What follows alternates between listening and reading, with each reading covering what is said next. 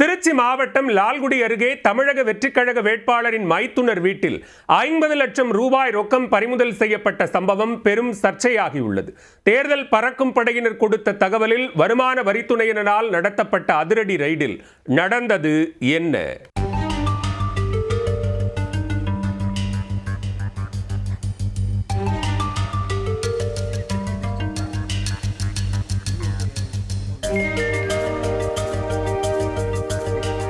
தமிழக வெற்றிக்கழக வேட்பாளரின் உறவினர் வீட்டில் பதுக்கி வைக்கப்பட்டிருந்த 50 லட்சம் ரூபாய் ரொக்கம் உரிய ஆவணம் இல்லாத கட்டுக்கட்டான பணத்திற்கு கணக்கு காட்டினார்களா? லால்குடியில் சலசலப்பை ஏற்படுத்திய தாவேகா வேட்பாளரின் உறவினர் வீட்டு பணமும் தேடி தூக்கிய தேர்தல் பறக்கும் படையும் நடந்தது என்ன?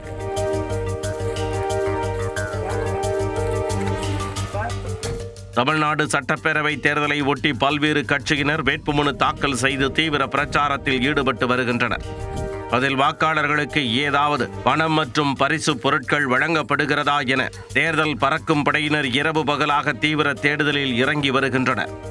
அதில் கத்தையாக பணக்கட்டுகளும் கணக்கில் வராத நகைகளும் சிக்கி வருகின்றன. சில அரசியல்வாதிகளின் வீட்டில் வாக்காளர்களுக்கு கொடுக்க வைத்திருந்த பரிசு பொருட்களும் சிக்கின. இந்நிலையில் திருச்சி மாவட்டம் லால்குடி சட்டமன்ற தொகுதியின் தாவேகா வேட்பாளரான கூப்பா கிருஷ்ணனின் மைத்துனர் நீலமேகம் மற்றும் அவரது மகன் அரவிந்த் வீட்டில் கட்டுக்கட்டாக பல லட்சம் ரூபாய் ரொக்கம் பதுக்கி வைக்கப்பட்டிருப்பதாக லால்குடி வட்டாட்சியருக்கும் தேர்தல் அலுவலர் தமிழ்ச்செல்வனுக்கும் ரகசிய தகவல் கிடைத்துள்ளது. அத்தகவலின் அடிப்படையில் நீலமேகம் வீட்டில் அதிரடி ரெய்டு நடத்தினர்.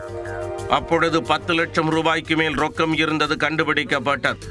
இதனால் சந்தேகமடைந்த தேர்தல் அலுவலர் தமிழ்ச்செல்வன் வருமான வரித்துறையினருக்கு தகவல் தெரிவித்து நீலமேகம் மற்றும் அவரது மகன் அரவிந்த் வீட்டிலும் சோதனையை தீவிரப்படுத்தினர். அதில் 50 லட்சம் ரூபாய் ரொக்கம் கண்டுபிடிக்கப்பட்டது. கைப்பற்றப்பட்ட பணத்திற்கு உரிய ஆவணம் இருக்கிறதா என விசாரித்த போது முன்னுக்கு பின் முரணாக பதிலளித்துள்ளார். இதனால் அப்பணத்தை மொத்தமாக பறிமுதல் செய்த அதிகாரிகள் தொடர் விசாரணை மேற்கொண்டு வருகின்றனர். இந்நிலையில் கூப்பா கிருஷ்ணன் தொடர்புடைய இடங்களில் பணம் சிக்கி இருப்பது லால்குடி தொகுதி மக்களிடையே சலசலப்பை ஏற்படுத்தி உள்ளது.